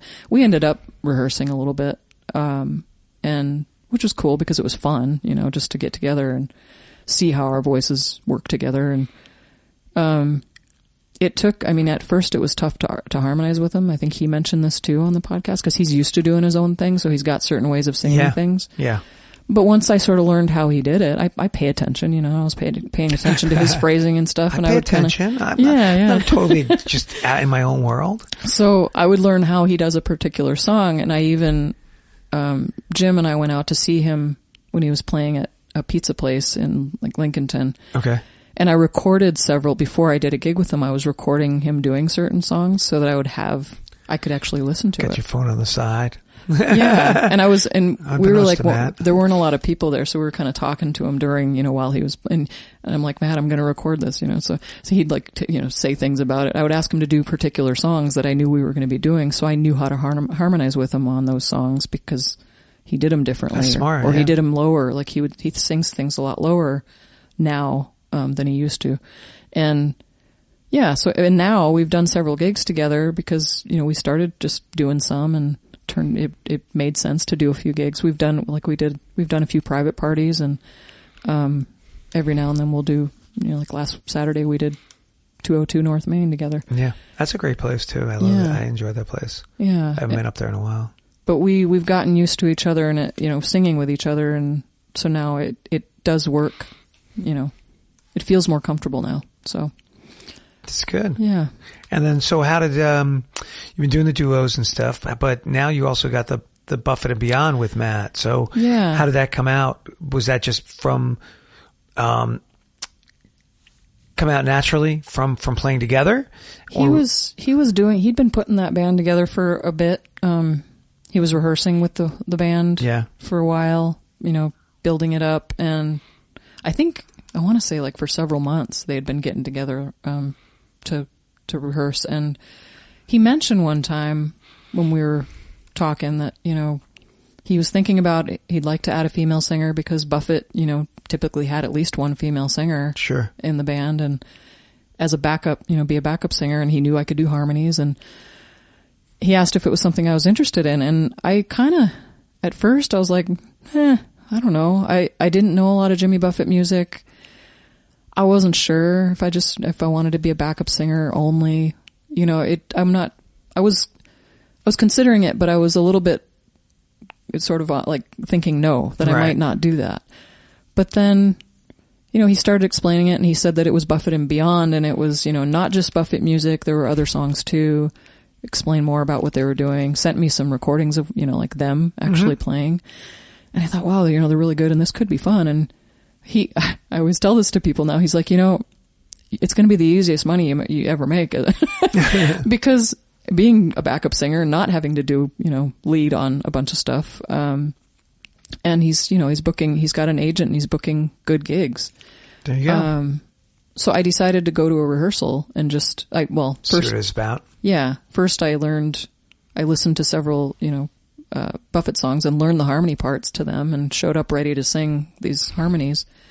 And it was so much fun and just really comfortable. You know, it felt like we've got, you know, Matt's singing, and then Pat Cray, the keyboard player, also sings and is also a really good singer. And, so the three of us doing 3-part harmonies, I loved it. 'Cause I mean, harmony is one of my favorite things, like listening to harmony, and, you know, just when it's really good, it's, you know, it's wonderful. So really enjoyed the rehearsal, and then seemed like they were pretty happy with it too. And we decided that I was going to be in the band. So, and then he does have me singing 2, maybe sometimes 3 lead, you know, songs that are not Buffett songs. Yeah. And, so that's kind of cool too, because I'm having a great time singing harmonies and just dancing around, Sure. But it is kind of cool. I think people really like female singers, you know, I mean, you don't see them as much in these. Particularly somebody who's got a great voice like yourself. Well, so thank you. me and, when you guys were doing, I guess promo stuff, me and Mike Taylor came out to see you, and, the first thing me and Mike said after the show, we just like, why is Tara not singing any songs? And I was like, maybe she is. I was like, but as far as I know, she was just doing backup. And I had said something to Matt. He was on, shameless plug, Matt Strafford's on episode 85 of the Queen City Music Podcast. Go check that out. And he's like, yeah, well, for that particular show, we just did this, but we've got Sarah singing some lead stuff. I was like, yeah, dude, she's awesome. Yeah. She should be doing some lead stuff for you. Yeah. Well, and you weren't the only one. You know, I had my family and friends had come out. You know, I think we had like 70 people there total to come to that promo video shoot thing we did. And I kind of thought about it afterward, and I realized that I think like 18 people were, you know, like my people, family and friends. And I was like, that's really cool. And I told them that I'm a backup singer and I'm not going to be really, you know, that at this show, I'm not really going to be singing lead on anything. And that's fine. You know, we wanted people there to support us to do the promo. Right. But several of the friends and family were like, well, we kind of wanted to hear you sing. And, yeah. I mean, I was singing harmony, but they, you know, and I get that, but it's the agreement. You know, that was when I joined the band. That's what you're doing. I'm the backup singer, and that's fine with me. Again, I mean, going back to being sort of the introvert, I don't need to be the center of attention all the time. I've got other ways to do that, you know? So yeah. Well, I guess in a way it's got to be nice. It's like, okay, I can kind of be part of the paint. Yeah. You know, I'm just part of the background. Yeah. I don't have to step forward every time. Yeah. It's like going to see a great musician. They'll always, if they have a vocalist doing backup singing, at some point in the show, the backup singer always steps forward and they let them do, you know, take a solo or whatever in a song where they really get to show off their skills. So yeah, it's pretty cool. Yeah. And then when you've got a whole band of dudes, you know, it's probably kind of nice to have, you know, to break it up a little bit. You got a woman up there and absolutely. Softens things up with the voices as opposed to a guy's voice. Mm-hmm. I'm curious, you do all this cover stuff. Did you ever get into wanting to do some original music? I did. I mean, I dabbled. I'm a writer and I mentioned and book editor, so I like writing, and I write personal essays. I've written some fiction. Mm-hmm. I liked writing poetry for fun sometimes too. And I kind of, you know, I have a knack for it, but I didn't really ever take poetry seriously. And then sometime around 2007, I think is when this happened. I wrote a song and sort of, I don't really play piano, but I knew some chords on the piano. So I was able to kind of, I had something in my head, had lyrics, and I had sort of a tune in my head of what the song should sound like. So I sat at the piano and kind of figured it out, and then wrote down those chords and wrote a little, like just kind of a sappy little love song. And I was my boyfriend, eventually fiance at the time, not Jim. He was a musician. He was a guitar player, and he I gave him the chords and, showed him like what I was doing, and he played the song and recorded, we recorded a little thing of it. And then I eventually recorded it with another guitar player friend of mine, and it's all like, I never really had the drive to really get into it. I wrote that one. I wrote another sappy love song after that I liked, and recorded that all, on just like stuff at home, Right. But, and then around the time I started singing with those open mics and stuff, where I was starting to really get into it, there was a guy who was really kind of an asshole to me. Can I say that on the podcast? Sure, go ahead. He was really difficult and didn't encourage me at all. Like I would sing with him, and he would even invite me to do gigs with him. Like I did a couple gigs with him and his trio, and but he just was a jerk about everything. Like I messed up at an open mic. I messed up some lyrics or something, and he just kind of looked at me and he's like, "You just don't have what it takes." You know what I mean? He was just like, he would say things like that and be a real jerk. Or if I couldn't hear myself, he's like, "Well, then sing louder." Okay. And anyway, my point of all that was I knew this guy. So when I was writing these songs, I wrote one aimed at him that was kind of an angsty, sort of angry one, Did that on the piano and with him in mind. And this isn't really funny, but it's, the thought was funny. Somebody asked me a while back if that guy ever got to hear that song. Unfortunately, no, because he passed away. He had a stroke, and he was like just 49 years old, had a stroke. And as much as, the turmoil I had with him, he was a friend, and I'm really sad about that. But yeah, he never got to hear that song that I wrote about him, that I was all angry. Oh my gosh. But he was sort of like, it was a negative thing back then, but I look back at it now, I'm like, well, it was part of the whole process. It was part of the growth. Yeah. There was another guy named Donnie Belinsky who they played in trios together, and those guys. Right. Donnie was the opposite. He heard me sing, and I sang with him a couple times, just, playing around, and he was super encouraging, and he kind of looked at me one day and he's like, you know what you're doing. When I got to harmonize with him and everything. So he was really encouraging, kind of just told me to keep doing it. That's great. And so I had the two. I had one of them that was being discouraging and one that was really encouraging me. And I decided to listen to the one who encouraged me.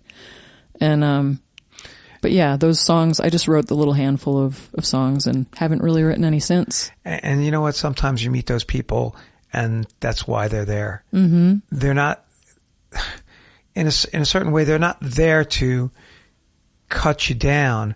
It's their way of saying, like, you could do better, but maybe they're not able to verbalize it well. Yeah. Because that's the way they were communicated to. Like, oh, you don't have what it takes. Yeah. Well, that's a little inspiration of like, I'm going to show you. Mm-hmm. Yeah. Let me step it up. I'm going to show you I got this and I got that. I did have some of that going on with him, because when I did start singing more, I really, like, I had him in my head. I kind of wanted to show him, Yeah. And he came out, and I did this show. My mom came to visit me. My mom and my cousin came to California to visit one time, and because they were coming to visit, I wanted to make sure that I could do some music while they were there and have them, be there.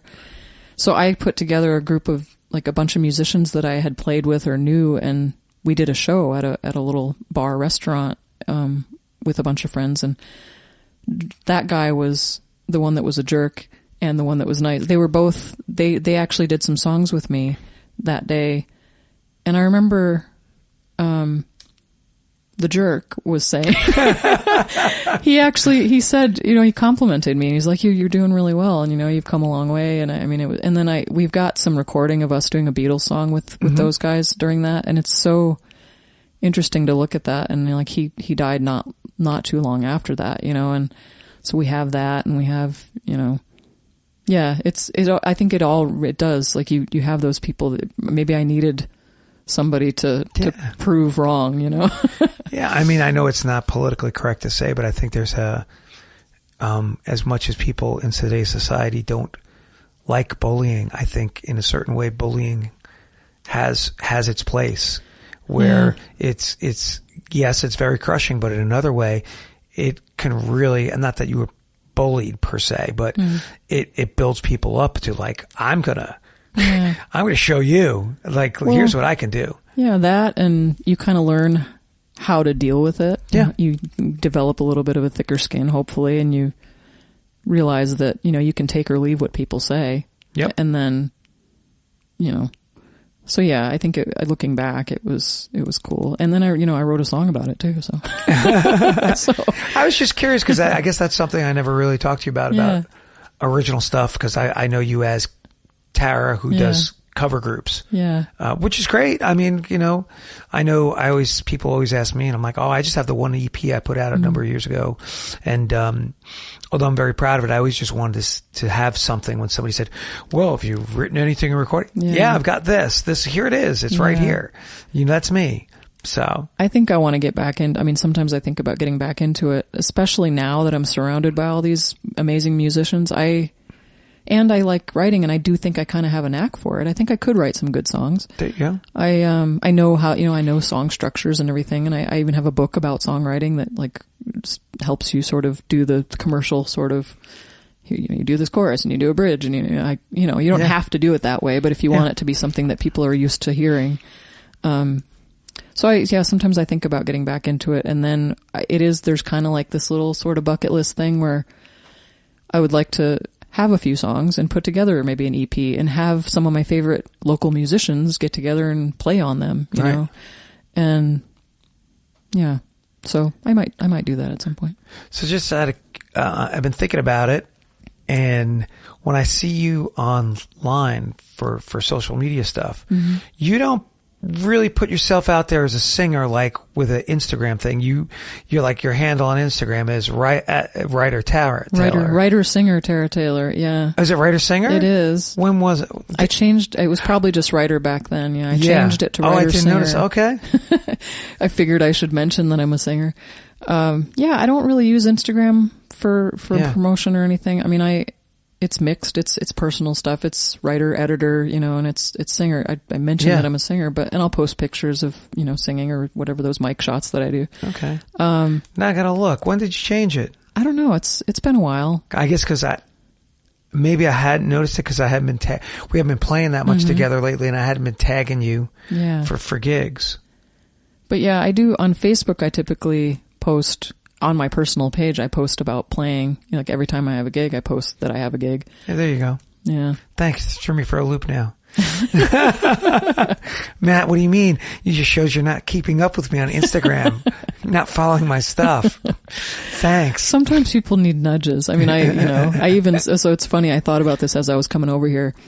I had written, sometimes I'll write like this little newsletter, blog sort of thing. Yeah. And the last one that I wrote a few months ago, I mentioned you. I was telling people about the music and kind of naming who I'd been singing with. And, I think I said something to you about, having posted that writing, and, oh yeah, you're like, yeah, I saw that. Maybe you saw that I posted about it or whatever. And then I knew that you hadn't read it because I had mentioned you, and you're like, yeah, I haven't really gotten around to it. But I was thinking I should remind you to go back and read that because I said some nice things about you. But I've pretty much said them all in in this podcast now too. So now I'm gonna have to go back and look. Is this on Instagram or is this I'll just have to Facebook? Send it to you. Yeah, I want to hear nice things about me, boost my ego. I need that every once in a while. So I'm curious, one of the things I've started asking people about, looking back now, so doing music for a period of time in your life, what would young Tara think about older Tara, and how do you feel about where music has gone for you? Do you feel like you're very happy with where you wound up? Do you feel like, man, I wish I would have had a little more push when I was younger. I could have done X, Y, and Z. What do you think? Well, when I was younger and, played clarinet and everything, and I enjoyed that. And I had a friend when I was pretty young who her parents made her play piano. Like she had to play, practice every day, and she hated it. And I remember thinking, oh, she's so lucky. I wanted to do that kind of thing. We didn't have a piano or anything. And my parents were not, they liked music, but they weren't musicians, they weren't musical themselves. Right. My mom played the accordion. when she was a kid or younger. My grandfather played accordion. He was pretty good. She did. And then she also played that like recorder or like whatever the thing that the flutophone or whatever you call the plastic thing. Yeah, that recorder. You give people. Yeah, it's a recorder. So she played those things, and she can sing too, but she won't sing in front of anybody because she's got terrible stage fright, but she's a good singer. But, I wasn't, I didn't have people encouraging me to do music as a kid, and I was shy, and I do sort of wish that I would have maybe even like I quit clarinet so that I could do sports, and, right. It would have been kind of cool to stay with music in high school and all that. But no, I think, this is something I kind of take for granted, how much I've grown over the years as not just with music, but as a person.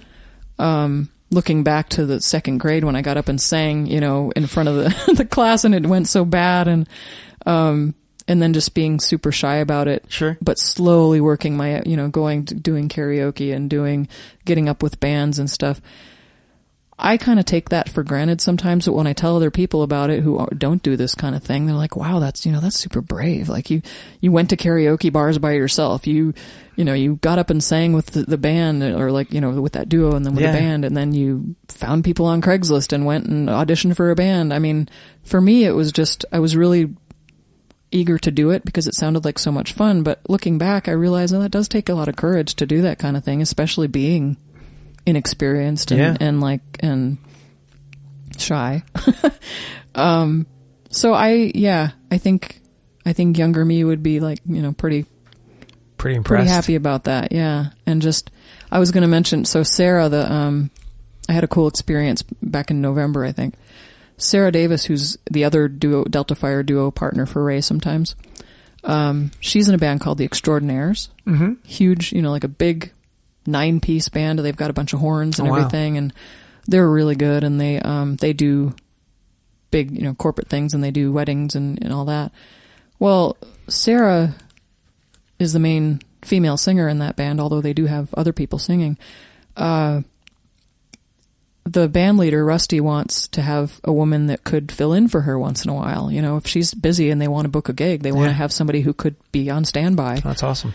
And I got on Bandmix not too long ago on the platform online for musicians, and I've never just gone through, for connecting, but probably should. He connected with me on there and asked me, like what I did, and he knew that I played with Ray, who actually had played with the Extraordinaires before. So he kind of wanted to see if maybe I would be an option for filling in with her. And the reason I'm bringing this up is because this was a big deal for me too. He said, the best way to see what we do and what we're about is to come to a gig and be in it, like sing in it. And I was kind of reluctant because it was going to be like the next day. I talked to the guy, and then it was going to be the next day was going to be their gig. Their drummer, Sean Wilkes, was somebody I had met before, and he heard me sing with Ray's band Vinyl Live. So when they play and I show up, they have me sing a couple songs typically. So, Sean was at one of those gigs where I got up and sang with Vinyl Live. So he was telling Rusty, he's like, maybe she could be the person to fill in for Sarah once in a while. There you go. And I wasn't sure because, but anyway, I agreed to just go to the gig. I participated. I was on stage the whole time. I sang lead on 5 songs that I knew how to sing. And it was I had never experienced anything like that before. I'd never sung with a band that had 9 pieces, and I, had huge production with like lights and all this stuff I just never really done that before. So even though I wasn't singing lead the whole time, Sarah was doing that, and then they had the other people. I sang harmony where I could, I got to use my in-ear monitors again, and cause I had to. And it was a big, I think they had like 300 guests at this wedding. It was a big thing. It was so much fun for me and so overwhelming in a good way. But I got to kind of see what that was like. I got to experience it, and he paid me for it, to show up and do this. But it did 2 things for me. It gave me the experience where I got to say that I did this thing, and it was a lot of fun, and I was brave for doing it. Like I told my friends about this who don't sing, and they're like, how, really? You just showed up and you just did this thing? And, but then it also, after I thought about it for a while, I was like, well, it's not me. I can't really see myself leading a 9-piece band and doing, Sarah is a big personality and a big, she's Right. really good front person. And I want to say that maybe I could learn to do that, but I don't know. I just don't think it's me. So I got to experience it, but I just wanted to mention Step that. out of your comfort zone for a little bit. It was. I really stepped out of my comfort zone on that. And when I told my friends about it and they were so amazed that I did that, I realized that, this isn't what everybody does all the time. It's not something that everybody would, have the guts to do. So it also gives you a good push to say maybe at some point, if you wanted to do more, you could join some kind of like wedding band or corporate band. And, if that's a thing, I mean, well, you got Buffett and Beyond. So, but, something else where you're more upfront. Right. I could be upfront, but I don't, for that, the energy that they had, it was a little much for me. Yeah. Realizing, thinking about it afterward. But it gave me, I knew that I could do it, if I wanted to put the time in and learn all those songs and everything. But awesome. Yeah. So Tara, as we start to close things out a little bit, how do we get in touch with you? How do we find out where Tara Taylor is playing? Excuse me. Yeah. I was, like I mentioned, I don't have a website for singing. I do have my editing website, which is editortarataylor.com. So you can find out about me on there. But for singing, for shows, I pretty much always post public gigs on my personal Facebook page, and that's Tara Taylor with my maiden name Uyghur in there, the Turkish name, which I would, you wouldn't know how to spell. I don't know if you do show notes or whatever, but if you put like if you want to put that information in there, you could. But you could find me on Facebook, Tara Taylor Uyghur. I'm on there. I wanted to mention too, I was talking, thinking about the people, you asked me who I play with and everything. And I mentioned Ray and Matt Stratford and, other people that I'd played with before. Yeah. You and I had played together. But I also, my friend Byron at another Goldies gig. So Byron Stein came out to a show. Him and his friend were there and they watched us. Yeah. And he and I connected on Facebook afterward too. And he's a keyboard player in Spiderwebs, a tribute to No Doubt and Gwen Stefani. They're great too. They put on a really good show. Natalie Lacey's the singer in that band. But he and I have gotten together several times to rehearse, and he's, with just piano and me singing, and he'll do some harmonies, and I'm having a lot of fun with that too. We haven't done it in a while. We joke that we're probably not going to do a show together until like 2030 at the rate we're going, because we would practice and then we would not do it for like 2 months. Right. But he's another person that I met on the scene that, we may do something at some point together, but he became a good friend. And, I realized I hadn't really mentioned him, so I wanted to shout him out too in his band, because they're great. Yeah. I think everything else we kind of covered, but. Do you have anything coming up in May, off the top of your head that and any gigs that we can come out and see you? Yeah. I'd have to look and see exactly what the dates are, but I mean, we're doing this show right now, tomorrow, the next day, it's not going to be May, but it's going to be really close. Yeah, it is almost May, isn't it? But we're doing our first official show with Buffett and Beyond. But after, when they hear this podcast, it'll have already been done. Oh, okay. But I'm excited about that. We're doing that a lunchtime thing in the park, and Romare Bearden Park. Yeah. That's great. Yeah, so that'll be great. And we do have spread out the Buffett and Beyond shows are spread out over a few months. I think we have like 5 or 6 gigs now. So if you want to see Tara with Buffett and Beyond, is there a website for Buffett and Beyond? There is. So buffettandbeyond.net. Okay. Not .com. It's .net. buffettandbeyond.net. And then, the Facebook page, if you look for Buffett and Beyond, you can find the Facebook page. And I'd have to check and see how much we're actually posting on the website, but the Facebook page, we're keeping that up. You want me to put links in the show notes to that stuff for you? Sure, yeah. And I'll tell you about those. And then Delta Fire, we have a website, deltafiremusic.com. Okay. And Ray does post our shows on there, because the Delta Fire band that used to be a band don't really play much anymore. It's usually just the duo. Mm-hmm. So he puts all of our dates on there, and we have Delta Fire on Facebook that we also put our shows on there, and and then I repost them on my personal page, and I post personal page for Matt Stratford, shows with him too, and Yeah, tell Ray to reach out to me. I'd love to have him on and talk to him. And to Ray, he's been. I know he's been around for a while on the scene. So more people to talk to, the nicer it is. Yeah, and he's great. I mentioned him, but I want to say too that he has been so wonderful to play with, and his wife is great too. So and she's at most of the shows, and if Jim goes, he gets to hang out with her. But yeah, Ray and Janice have become some of my favorite people, and we work well together. He's really easy to sing with, and he's, funny, and he's, so that's, I think I play with all these people, and everybody has strengths and things that I love about playing with them. But I think at this point, Ray and I are probably the most comfortable as far as duos go. Like we're comfortable playing together, and we have a really good thing, That's going. great. So I'm really glad that we have that, and it's happening, and so. That's awesome. Well, Tara, I would just have to say thank you for bringing up the idea of coming on the podcast, because not that I hadn't thought of it, but I just hadn't verbalized it. I know we were talking about it, and you were like, so why am I not on your podcast? And I'm like, oh my gosh, did I not even I just have all this stuff in my head sometimes, and then I'm scheduling people, and I'm things that slip my mind. So just want to let you know, it was not my intention. I didn't take it personally. I was, I think Matt Stratford had been probably the first person that you had interviewed. I heard he said something about he was going to be on the show, and I thought, well, he's like the first person that I know really well that you're going to be interviewing. And then I thought about it, and I'm like, well, I could, maybe I should go on there too. Maybe I should ask him. But it occurred to me, and it wasn't like I thought, oh, he didn't ask me. I thought about it, and I'm like, I'm not really a full-time musician. I thought you had a lot of people that are full-time musicians, and it's a side thing for me. It is kind of part-time now, but I'm, but you're on the scene. That's the thing. Yeah, I am now. More than I ever was before. Yeah. So, yeah.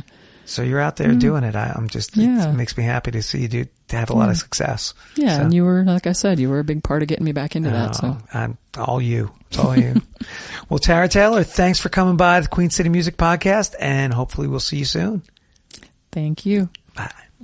Thank you for listening to episode 86 of the Queen City Music Podcast, and I hope you go back and check out past episodes. And if you've enjoyed this episode, please share it with your friends.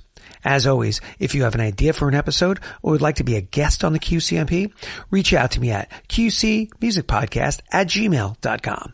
Also, check out our local partners, Records on the Wall at rexonthewall.com, Reporting from 20XX at reportingfrom20xx.wordpress.com, Queen City Live at Instagram.com/Queen City Live Music, and Charlotte New Music at charlottenewmusic.org.